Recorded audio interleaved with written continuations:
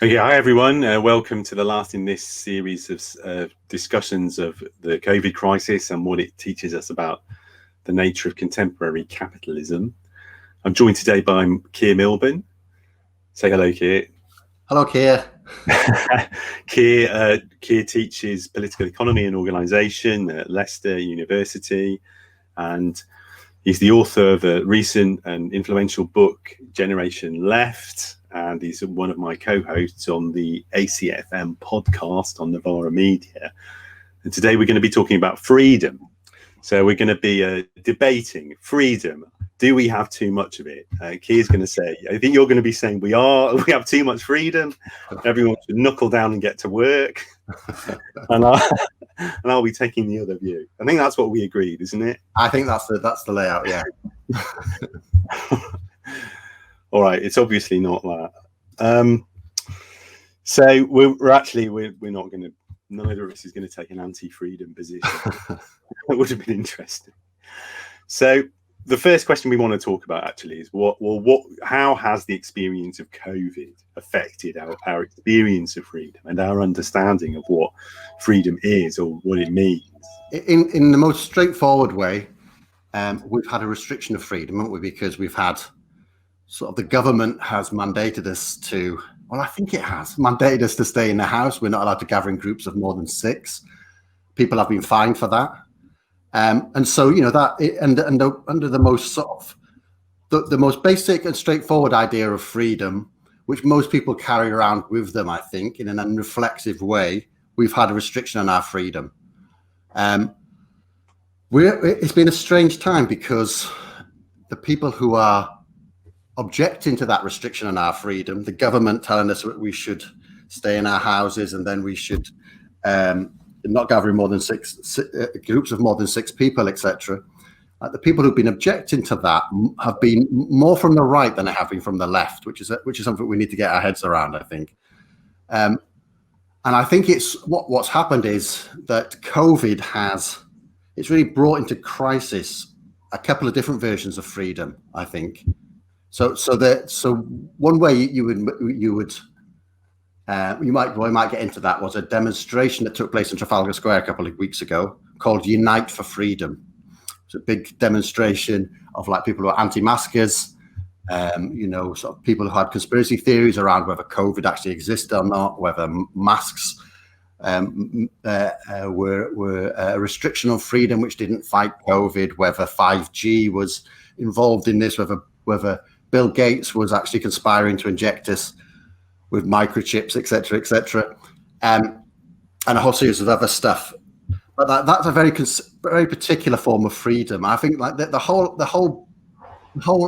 idea of that. There's lots of videos going around of people having big arguments because they refuse to wear masks in shops, and so the government says we've got to wear masks in shops. So no, it's my freedom to choose whether I wear a mask or not. And of course, we're not wearing that. But what that puts into question is the idea of freedom, which is like a hyper-individualized idea of freedom, where I'm free as long as I can choose what I do. Right? But of course, like we're not wearing masks. We're not wearing masks to protect ourselves. We're wearing masks to protect other people. Right? We're restricting the spraying. It's the same for vaccines. Vaccines work on a mass level. Right, we're taking mass vaccines in order for the incidence of disease to reduce on a mass level, and so by not wearing a mask, not having a vaccination, if there will be one, what we're actually doing is we're restricting the wider freedoms of society, right? Because of course the point is take a vaccine, reduce the incidence down so that we can release lockdown and we can get on with our lives, and lots of people don't have their freedom restricted by illness or ultimately by death. So there's these two conceptions of freedom which have been thrown into conflict in some ways, and the left has been going towards this idea that you can't just have a hyper individualized idea of freedom where I just decide what I want to do and fuck everyone else, basically. And the left has been going, we need to think about how when we act, how that impacts on other people, and how when other people act, how that impacts on us, which leads you to straightforwardly to a collective idea of freedom. We have to negotiate and democratically decide on what we do together to maximize freedom on the mass scale, on the societal scale, rather than maximize individual freedom.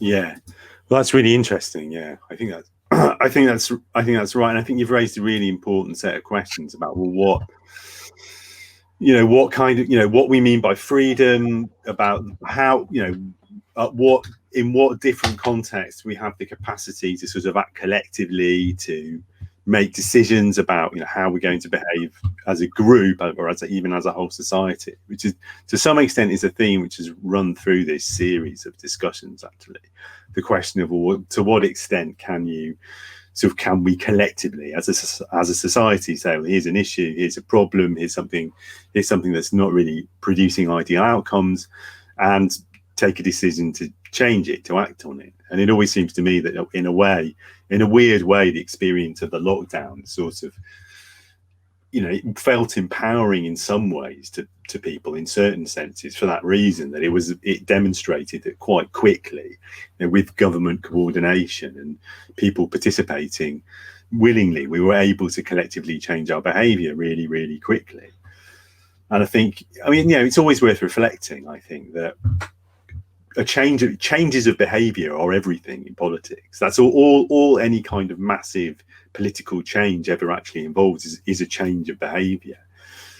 I always say, when Marx, for example, when Marx says that he presents a picture of society, whether it's modern capitalist society or later kinds or earlier kinds of society, as being sort of built on the foundations of economic activity, he doesn't do that in order to say, well, things can't be changed, or it's really hard to change things, or you can only change things by changing the fundamental basis of the economy. He's saying that in order to say, well, actually, all kinds of features of our society, from our culture to our school system to all our health system, all kinds of other things, can all be changed just by changing the way in which we organize ourselves economically. And the way in which we organize ourselves economically is just a matter of our behavior. It's just what we do when we get up in the morning, what decisions we make to act collectively together. Even a revolution is really just everybody deciding to do something different that week than what they would have done the week before, or on some level. So I think that is really important when thinking about freedom. But I guess, as you said, you've raised this point really crucially, that freedom is the way in which the right conceives of freedom anyway, the way in which a particular, or at least a particular strand, or probably several strands of the political right think of freedom, is that freedom is thought of only as a sort of individual property. It's something that individuals can exercise. And I think that's really a sort of powerful observation, because freedom, that is something that is very strong in the liberal tradition, which is the sort of dominant political tradition of capitalist culture going back several centuries. And in that tradition, you think of freedom as something that is a property of individuals rather than a property of groups or some other kind of unit of experience. And you basically think of the collective, the community, the state, government, or your neighbors, or your family, or even your friends, all as things which can only impinge upon that freedom. They're not things which can enable freedom. They're not things that can give you more freedom.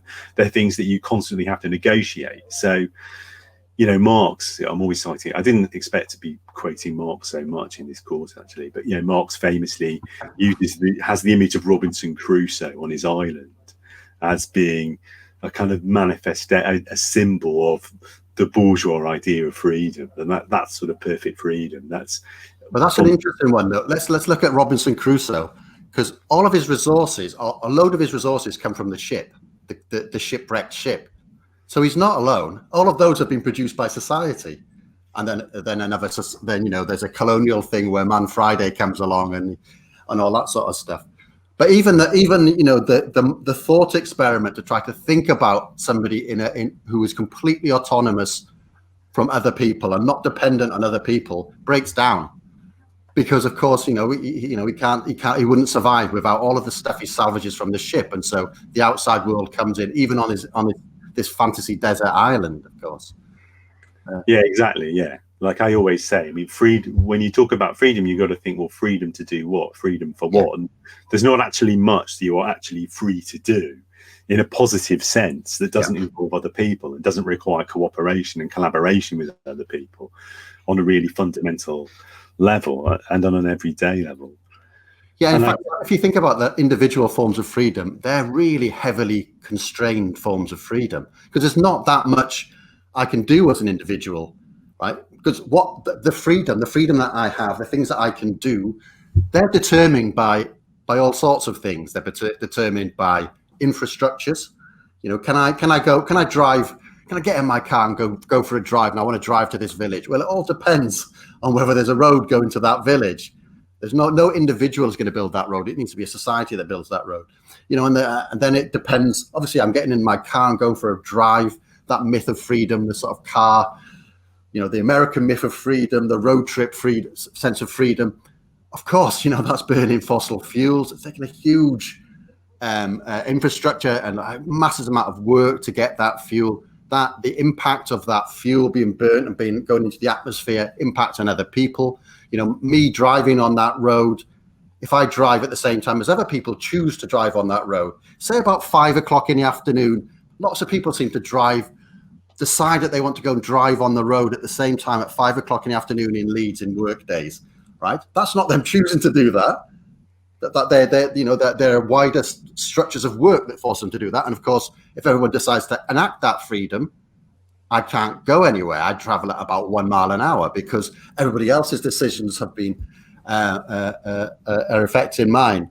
So as soon as you get into an individualized idea of freedom, it sort of starts to break down. But most of the time, I think we can carry on with that and ignore the things that we don't see. We don't see the structuring of our day by things such as work, etc. We tend not to see them because we're so familiar. So it's when we get in an unusual situation such as COVID that all of a sudden the unfamiliar suddenly becomes apparent to us. And so one of the ways I'm thinking of that is that, like, one of the things that COVID immediately revealed to us was just how interdependent we are with other people and other systems. And we got to realize we've got to realize that because all of a sudden, all of this infrastructural work that is usually obscured to us, all of a sudden becomes very apparent, right? Because I now have to think about the work conditions of people in Amazon fulfillment centers, which I wouldn't necessarily. I do think about them. I'm a lefty, etc.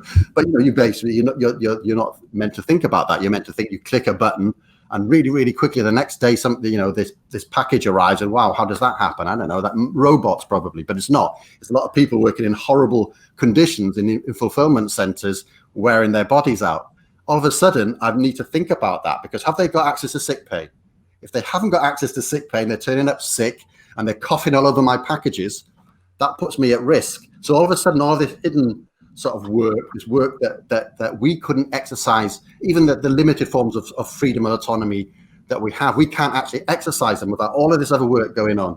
Normally, we feel as though we're individual and separate from society because that work is obscured. All of a sudden, it becomes revealed. So I think that's one of the ways in which COVID has influenced our idea of freedom. But then we have this other thing. So that puts this individualized idea of freedom into crisis. So if you are, when we're sort of trained into thinking about that, about society in that way, and to take that idea of freedom on, it sort of structures a lot of our day, no matter what we think about freedom. Our freedom tends to be limited to things such as the freedom to consume certain goods, which are from a pre-selected choice, etc. Of course, so what do you do when that conception of freedom goes into doubt? There's only a couple of ways that you can resolve that problem. One of them is to say, that sense of freedom is a limited sense of freedom. We need to understand how my individual freedom relates to other people. That's one way it can go. Or the other way you can go is to say, this situation is causing me cognitive problems because it interrupts and makes a problem out of my idea of freedom.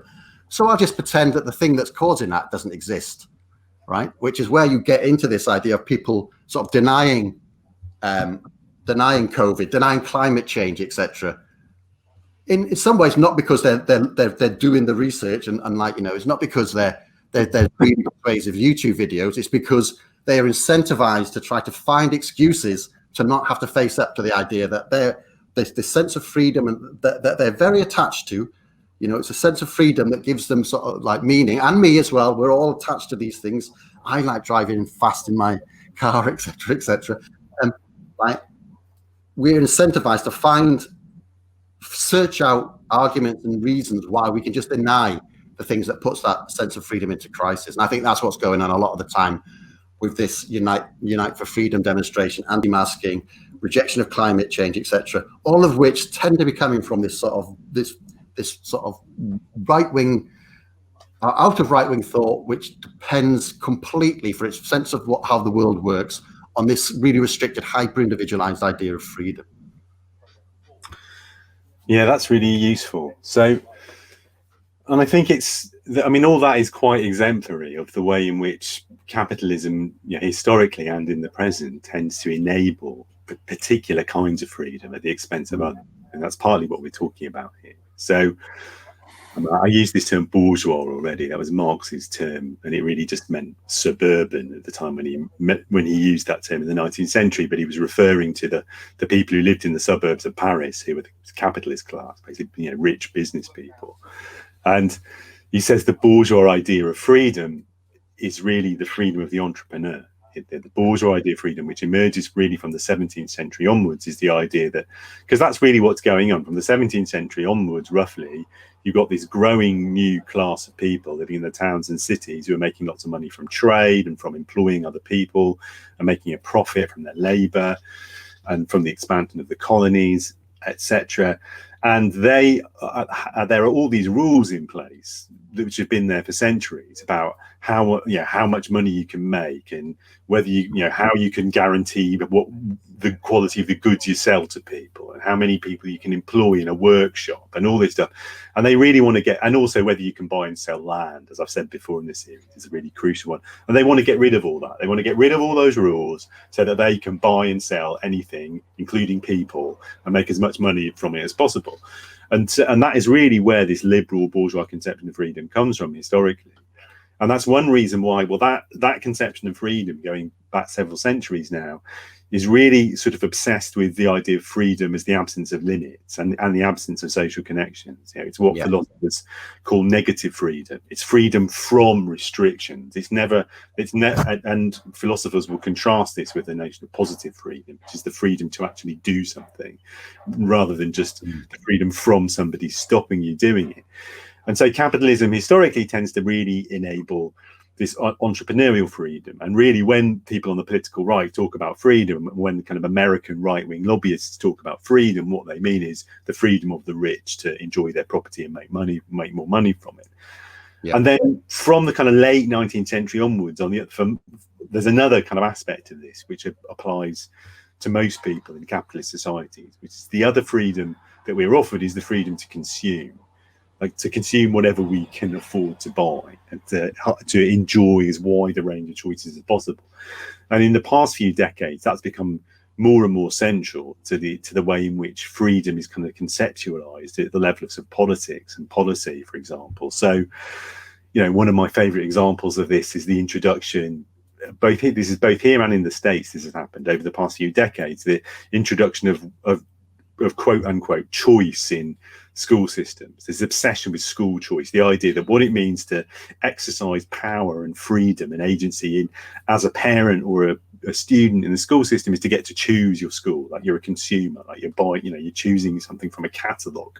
Whereas all the evidence is most people don't really want that. What most people want is just the reassurance that every local school will meet certain standards and will be kind of accountable to the needs of its particular community.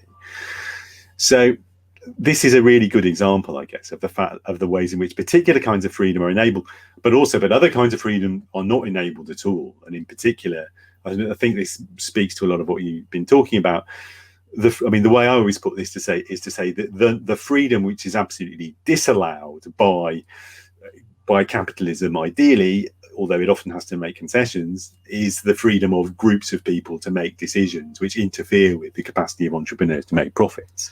Capitalists and their agents in the press, in the media, in government, they really, really don't like people getting together and saying, okay, we're now going to put limits on the behavior of capitalists, which, for the common good. And those, by putting behavior on the limits on the behavior of capitalists, can mean anything really. It can mean taxing them, it can mean regulating them, it can mean completely seizing their assets and turning them into a social good. But they don't like any of that. They really don't like any of that, do they? Yeah, no, totally. I think it might be interesting as well to think about, because I do think there is an element of freedom, which is real freedom, which you get with capitalism. And if you think about, like, when capitalism emerges out of feudalism, in which people are really unfree in lots of very particular ways, as in they can't really leave. They're tied to a particular village. They can't leave the land. They're tied to a particular lord who owns the land upon which they work, etc., etc. And capitalism frees them from those bonds. So Marx talks about, I was expecting to talk about Marx on this podcast. Marx talks about, like, this, the early proletariat as like vogel free, bird free. So they're actually freed from the bonds of feudalism, and they're also freed from the means of production, right? They can't sustain themselves. So what happens is that capitalism comes in, particularly in the UK, in Scotland in particular, they enclosed common land upon which people had certain rights. And so that common land was basically the way that people managed to maintain themselves, in addition to the land that they sort of farmed for the lord, etc. That meant that there was this huge depopulation of the countryside. People had to move into the towns for much worse lives in the early towns. At the same time, so basically people were freed from the means of production. Means they all of a sudden they had to go into the towns, and all of a sudden they were dependent on somebody else. They had to go and work for somebody else, and there was a form of dependency that came with that. That was policed really strictly. So in Capital, there's all of these descriptions of these new anti-vagabondage laws, where people couldn't move about. If they moved about and they didn't have permission, etc., they weren't moved from where they were. That they were branded. They had their noses cut off, their ears cut off, etc. So that's one form of freedom that had to be. Basically, capital needs two free flows of things. It needs free labor not tied to land. And it needs free wealth, so wealth not tied to land. In feudalism, most wealth is basically land and the rent you can get off land. And they need something which is much more liquid than that can be picked up and invested in something else, basically, which you can't do with land. And that liquid wealth comes from the New World. The discovery of the New World, all of this gold that gets pillaged out of Latin and South America and Central America, etc., gets brought back, and then it gets that wealth is created in Europe by slavery, and so there is a freedom that comes with capitalism. Now, we are freed, as in we are freed from these really strict ties. We're tied to a lord, particular, but they get reimposed by dependency on a worker. And this happy story of capitalist freedom is actually, Marx says, it's a story written in blood and fire. Like huge suffering, huge unfreedom of other people in order to create this freedom for a very small class of people, basically. And you can see how that carries on. So in the sort of 19th century in America, there's this group that it's sort of like a pre-workers movement around Republican freedom. They talk about it as Republican freedom, and they sort of say, look, there's slavery in the world, and we can understand slaves are not free. And then people who are non-slaves are free, right? That's one of the ways in which you're not under the dominion of somebody else. But we are utterly dependent on work, therefore we're wage slaves, right? So that's that's a huge tradition of seeing work, having to work for a living, being freed from the means to reproduce ourselves, getting them removed from us, and being dependent on employment under the control of somebody else, so they tell us what to do, when to do it, etc. That's a form of dependency. They called it wage slavery. And so that's one of the other areas in which we can see within capitalism, freedom exists in certain parts of your life and not in other parts of your life. So when you're at work, you are not free, right? And you have to do things that you don't want to do. At times you don't want to do them because the person who employs you tells you to do them. That's one of those. This is one of those things. So this is an area of freedom that, like, capitalism ignores. This is the freedom ends at the factory gate, as I can't remember who said that. And you can sort of see that, like, I think there are a couple of different forms of freedom which are in battle at the moment. One on the right, which is in crisis, and one on the left, which is also in crisis, or will probably be in formation, I think. And so if you think about the sort of demands that came out of the Corbyn movement, we were talking about things such as reduction of the working day, which would increase your free time. We were talking about democratic control over work, the idea that you'd move democratic collective control into the sphere of work to at least some degree, so that then you undermine the control, the dictatorial control that goes on in work. I mean, that's one of the ways we can understand what freedom might mean, what sort of freedom we might want to have by thinking about the areas of life where we really feel unfree at the moment, and that's one of them, work. Yeah, that's a really good point. So, well, I mean, one thing I wanted us to talk about, but I think we have already talked about a bit actually, is well, what happens to the experience of freedom in a crisis like COVID, where we've talked about that, but also the coming recession or a war. You know, during wars, notions of freedom have to be radically recalibrated, or most importantly, really, the impending crisis caused by global heating and climate change. And it's pretty clear, I think, from everything we've been saying that, well, actually, this bourgeois sort of capitalist notion of freedom, in some ways, it can't survive, actually. It can't survive the climate crisis, or it can't continue in the way it has been doing with it. And there's no way of resolving the climate crisis in a way that allows capital to just continue to accumulate profits and just encourages people to maximize their consumption, every available opportunity. I think it's important to acknowledge we don't want to present to people a vision of a sort of austerity world in which nobody can go shopping, nobody can travel, nobody can do anything. Kate Soper, in her recent book and in previous writing, has talked about this in a really interesting way, that the fact that, well, we shouldn't think that we have to abandon notions of freedom or even ideas like hedonism and pleasure just because we have to move away from this very limited to capitalistic idea of freedom. That really what we should be thinking about and what we should be encouraging people to think about is, you know, maximizing our collective freedom to decide what kind of a world we want to live in, rather than having the kind of world we want to live in completely imposed upon us by, you know, the automobile and airline industry to some extent.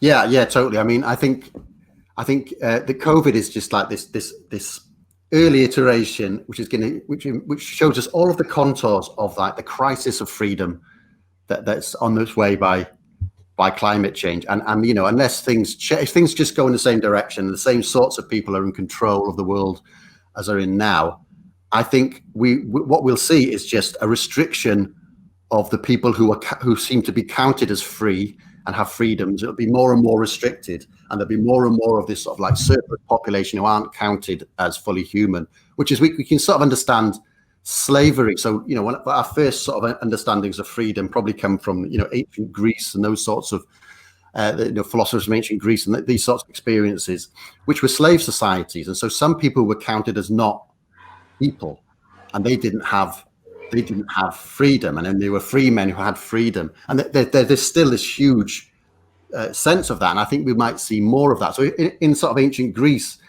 slaves might come about through war, and so instead of killing somebody, you capture them and take them as a slave, and you forgave their lives. Therefore, they're basically dead. They're dead people. They don't have rights or access to freedom, etc. And you see right throughout the history right throughout history, but in particular through the history of colonialism and capitalism, you see whole sets of people classed as basically not people, and therefore not deserving of rights, therefore as surplus to requirement. So one way you could see climate change impacting is that you have a real acceleration of that, and it's basically really prevalent in like films, etc. There's that film Elysium where the rich live off the planet and everybody else has to just scrabble around, etc., etc. But what it really brings up, I think, what the other thing that the other tendency, the way we could go, is to have this more collective idea of freedom. And one of the things David Graeber, the anthropologist and theorist, died the other day in a really sudden and shocking way. And one of the ideas I really liked that he was working on was this idea of care as linked to freedom. And so he said, look, that caring work is in some ways is the work done to enable the freedom of others. And so the easiest way to think about that is the work of a parent who sometimes would be restricting their child. They'd be protecting their child, so they don't run across the road, right? You could get knocked over, etc. But you know, all sorts of other things just to enable or maximize the freedom of others. And in fact, he goes on to say, like if we look around the world at the moment, you can see that he says this is like battle between the caring classes and like the sort of neoliberal managerial classes. And these two different ideas of freedom are really in conflict at this point. There's this, because if you look around the world, you know, a lot of the major industrial actions at the moment are people who are involved in caring labor of some sort. In the US, you have teachers' strikes, etc. Here we have the junior doctors' strike, etc. And who are they? Who is their immediate antagonist? It's normally neoliberal managerialists who are basically trying to impose a very particular idea of you know, what work should be for. But it should be for the maximization of profit and a very limited idea of efficiency. These two concepts of freedom clash immediately, because if you work at university, you immediately know that like what is preventing you from doing your job in a caring way is the huge bureaucracy of managerialism. At the moment, it's a huge debate going on in universities about whether our freedoms will be impinged on, we'd be forced to work in very dangerous conditions, teaching groups of people, etc. And you can see there's this obvious antagonism between these, and there are two different sort of worlds visible in that, right? A world in which you basically want to maximize the ability of people to do the sort of labor that enables other people to maximize their freedom, with the understanding that they will be doing the caring work that will maximize your ability for freedom. And on the other is, you know, really, really stark. The reason I'll probably be forced to go and teach in a very dangerous condition with like lots of students in a very enclosed space is very simple. It's because the university has been reformed around financialization. They've taken out lots of loans. They can't make a loss. Even for 1 year, they can't make a loss, otherwise their interest payments go up massively. That is a very, very distinct version of freedom. The freedom of the capitalist to invest his stock with the maximization of return on it. These two worlds clashing in that very, very precise way, and they basically have different futures emerging from them, depending on who wins that battle. Yeah, I think you're right, and I don't have a great deal to add now. I think that's a really good way of framing it, and I think we're clearly looking at a situation where unless we build forms of power, unless we use government, unless we build forms of democratic institution which are capable of getting hold of the emerging multiple overlapping crises that we're all facing, then I mean the alternative is going to be probably really radical restrictions on freedom. I mean the choice, there are only two solutions to the climate crisis really. There's a democratic solution and there's some sort of, you know, what some people would call eco-fascism. I think, you know, what we would imagine is some kind of extremely authoritarian governments just imposing draconian restrictions on people. And to some extent, yeah, I mean, the response to COVID, the COVID lockdown experience, one has to say, in a pessimistic reading of where we're heading, I mean, that could be the sort of dress rehearsal for the authoritarian, state-led, undemocratic, but still completely pro-capitalist response to the climate crisis. Because of course, I mean, one of the features of the way in which the government in this country and in the States has managed COVID has been they've used every opportunity that's presented itself to hand highly lucrative contracts to sympathetic, you know, friends of theirs in the capitalist class. So, and what they haven't done is use it as an opportunity to build up public capacity, to build public institutions, to actually build the capacity of the public sector and the state to respond to social crises in a robust way, which is, I mean, that is sort of what happened during and after World War II, which laid the ground for the post-war welfare state. So it seems to me that, you know, if we want to preserve our freedom, even in a sort of bourgeois sense, probably, if we want to preserve our individual freedom, you know, to travel, to consume, to go out and about, we probably have to confront the need to create collective, democratic, and, you know, socialistic mechanisms which can limit the freedom of capital and capitalists, because otherwise they're just, you know, governments are going to come along and, you know, in order to preserve the freedom of those capitalists, they're going to restrict our freedom in ways that we previously thought would never be seen again. Well, thanks very much, Keir, and thanks for watching. And if you're watching this before the last weekend of the World Transform 2020 festival, then you are free to join us for the final Zoom discussion with myself and Keir and whoever else attends of this series. Okay, thanks very much.